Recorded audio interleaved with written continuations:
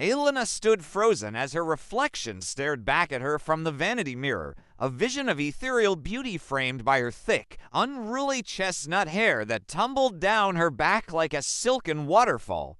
Her eyes, pools of bottomless sadness, betrayed the turmoil within her. Tonight was the night she would marry a stranger. Her father's company was on the edge of ruin, and her stepmother, the ever-scheming Vivian, had engineered this marriage to save the family's fortune. The groom, Alexander Rykov, was a name whispered with reverence and fear in equal measure in the business world. A man of immense power, an enigmatic billionaire who played his cards close to his chest. She turned away from the mirror, her heart a clenched fist in her chest. Her hands trembled as she reached out for the soft, luxurious fabric of her wedding gown, a stark white against her alabaster skin.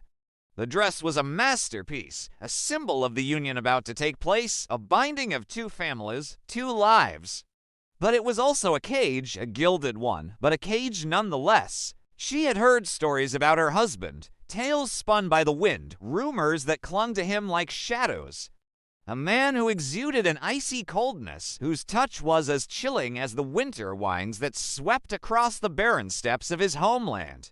A man who was as much a mystery to his own people as he was to hers. Suddenly, her door was flung open, and there he stood silhouetted against the soft glow of the ballroom, a figure of imposing height and breadth, his features chiseled and sharp as if carved by a master sculptor.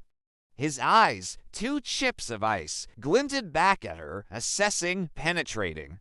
In that moment, Elena felt as though every secret, every hidden thought and fear was laid bare before him. He advanced towards her, each step echoing the relentless beat of her racing heart.